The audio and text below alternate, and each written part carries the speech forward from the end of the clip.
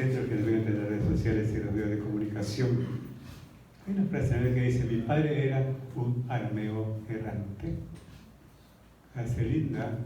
Somos pueblos peregrinos todos. En nuestro ADN, peregrinar, ser migrante.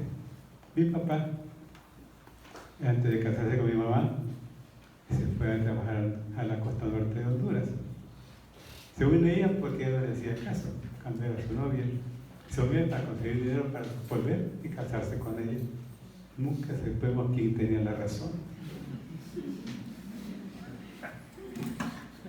El extranjero aparece en la Biblia junto con la viuda y el huérfano como los más desprotegidos.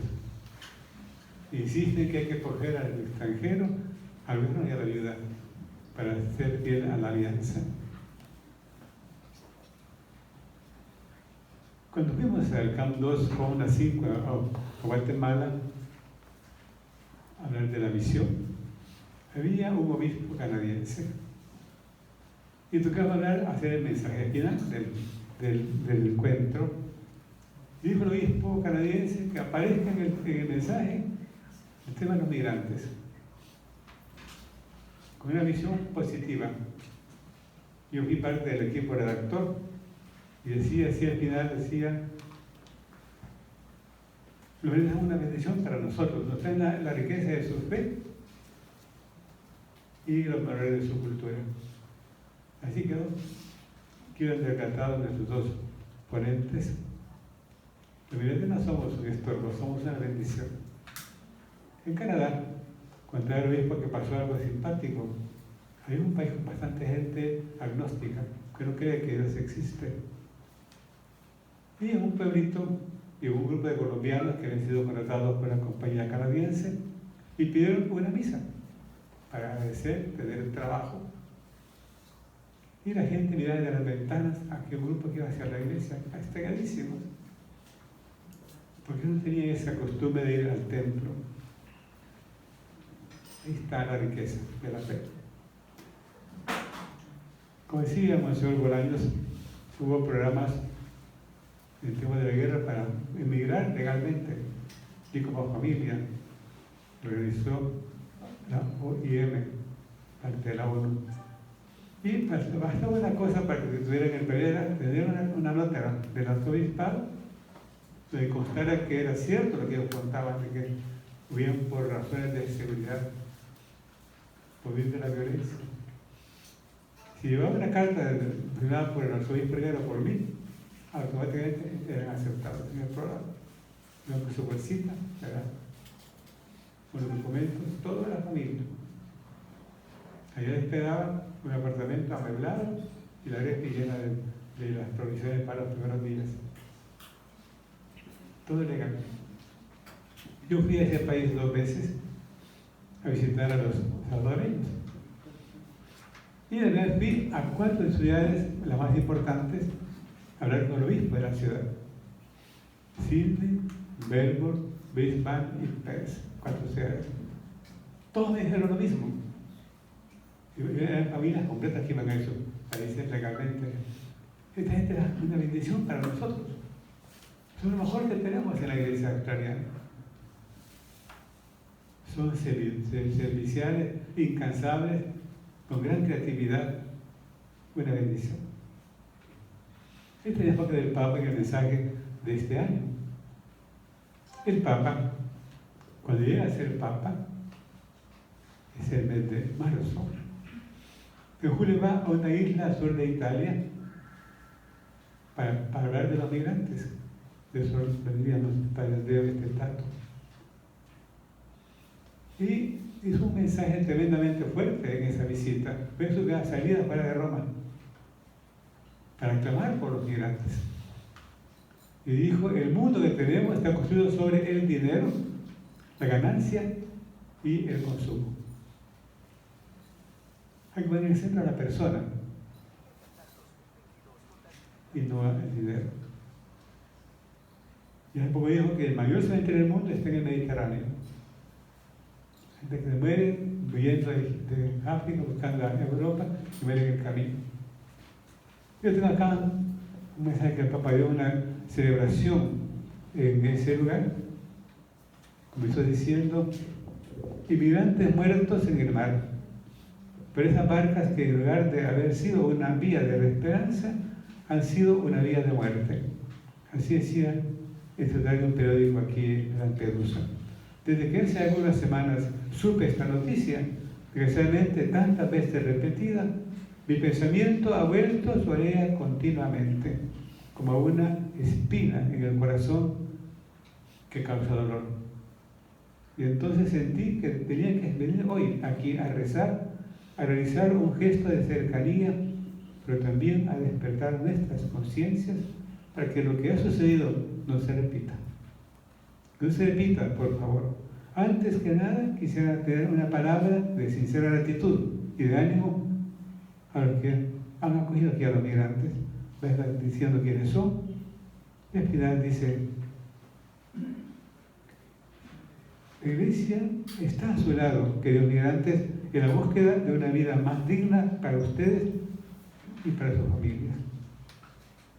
Esta mañana, dice el Papa, a la luz de la palabra de Dios que hemos escuchado, quisiera proponer algunas palabras que más que nada renuevan la conciencia de todos, nos hagan reflexionar y cambiar concretamente algunas actitudes.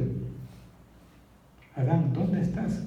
Es la primera pregunta que Dios dirige al hombre después del pecado. ¿Dónde estás, Adán? Adán es un hombre desorientado que ha perdido su puesto en la creación porque piensa que será poderoso, que podrá dominar todo, que será Dios. Y la humanidad se rompe, el hombre se equivoca. Y eso es lo que se deriva también en la relación con los demás. Que ya no es un hermano al que amar, sino simplemente alguien que molesta en mi vida, en mi bienestar. Se le pregunta, Caín, ¿dónde está tu hermano? Dice el Papa, el sueño de ser poderoso, de ser grande como Dios, en definitiva, de ser Dios, lleva una cadena de errores que es cadena de muerte. Lleva a derramar la sangre del hermano. ¿Dónde está tu hermano? ¿Quién es el responsable de esa sangre? En la literatura española, que tenemos un experto en literatura, para Andreu, hay una comedia de Lope de Vega que narra cómo los habitantes de la ciudad de Fuente Ovejuna matan al gobernador porque es un tirano y lo hacen de tal manera que no se sepa quién ha realizado la ejecución. Y cuando el juez pregunta ¿quién ha matado al gobernador?, todos responden Fuente Ovejuna, señor, todos y ninguno. Nadie hoy está en este momento dispuesto a tomar su responsabilidad. ¿Dónde está tu hermano? Esta mañana queremos reflexionar en eso, una perspectiva de fe. Y el Papa en su mensaje de este año propone un tema bellísimo. Dice construir el futuro con los migrantes y los refugiados. Estamos en la ONU oyendo discursos todos estos días. Y a veces la gente está totalmente invisible. Los migrantes son invisibles en El Salvador. De eso no se habla en las políticas oficiales. Hubo un presidente, Francisco Flores, que tomó como política de Estado impulsar a la gente que se fuera del país para que mandara remesas. Y cuando hubo el terremoto del 2001, el primer terremoto, y el segundo mes después, hubo una delegación a España para pedir ayuda para la reconstrucción. Y logramos que fuera un grupo de la sociedad civil, gracias al apoyo de Cáritas Española, que pagó los pasajes. Yo fui como coordinador de ese grupo y llegó el momento de los discursos. ¿Qué pide el presidente Flores? Dos cosas: maquila y casas de la vida. Me tuvo que hablar a mí en nombre de la sociedad civil y dije: no hace construir casas, hay que construir la comunidad primero.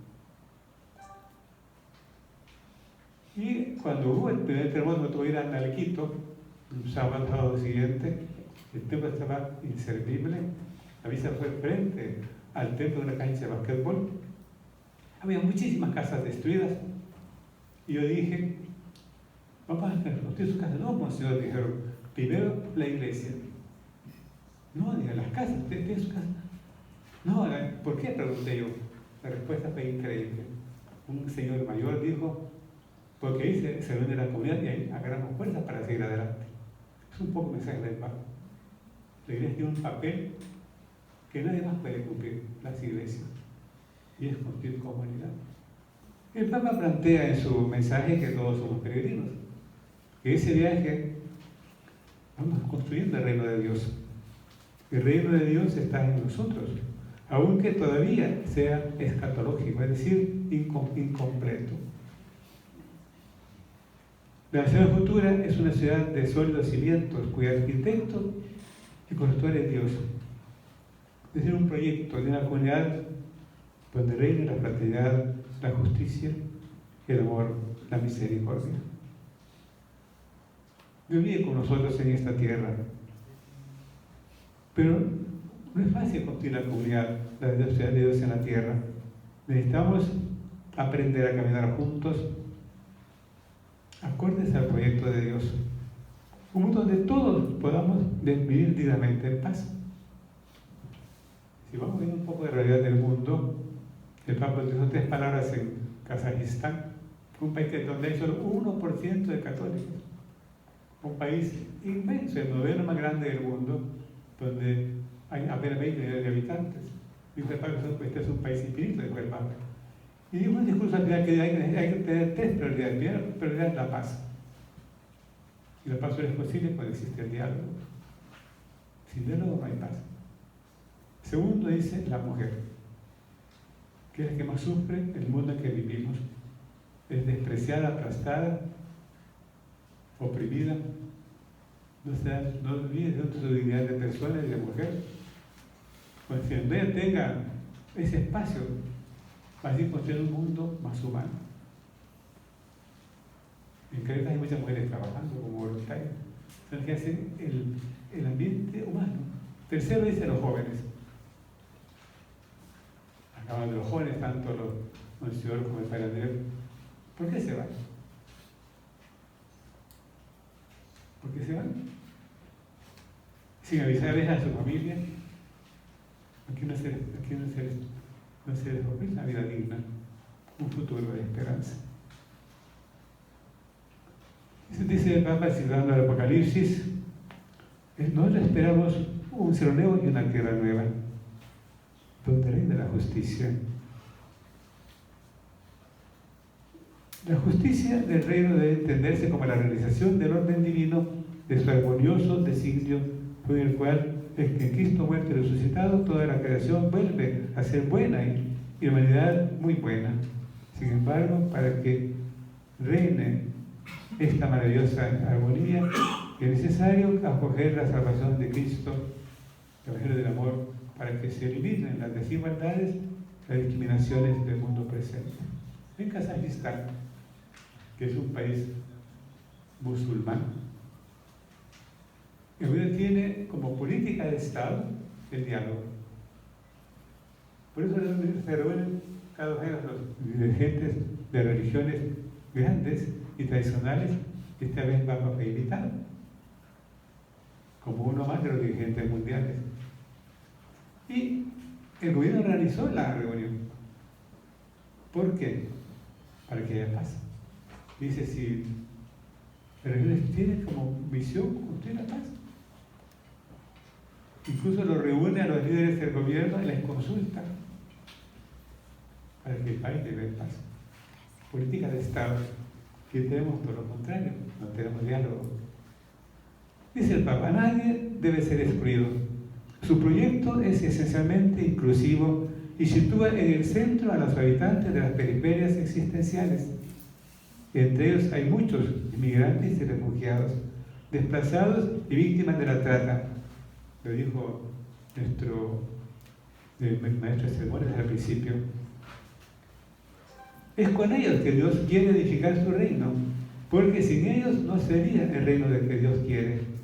La inclusión de las personas más vulnerables es una condición necesaria para obtener la plena ciudadanía. De hecho, dice el Señor, vengan, benditos de mi Padre, y reciban en herencia el reino que les fue preparado desde el comienzo del mundo. Porque tuve hambre y me dieron de comer, tuve sed y me dieron de beber, estaba de paso y me alojaron. Aquí está el tema de hoy, los migrantes. Desnudo y me vistieron, enfermo y me visitaron, preso y vinieron a verme. Qué tremenda promesa del Papa. Dice el Papa: construir el mundo, el futuro con los migrantes y los refugiados significa también reconocer y valorar a lo que cada uno de ellos puede aportar al proceso de edificación. Me gusta ver este enfoque del fenómeno migratorio y una visión profética de Isaías, en la que los extranjeros no figuran como invasores y destructores, sino como trabajadores bien dispuestos que reconstruyen las murallas de la nueva Jerusalén, a Jerusalén abierta a todos los pueblos.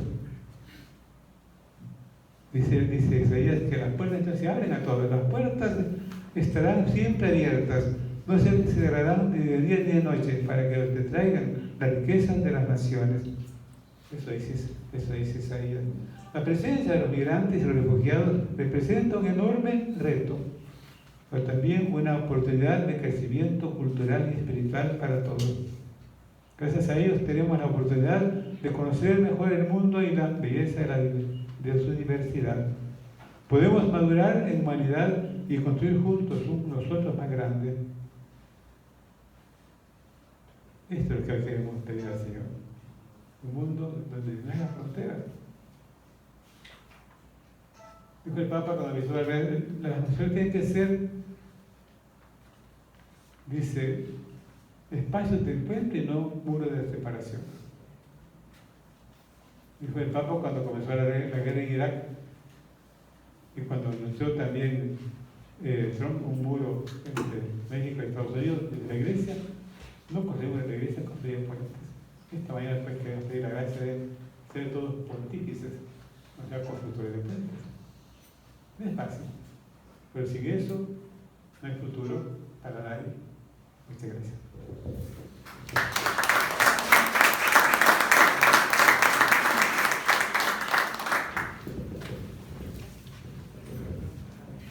Damos gracias al cardenal por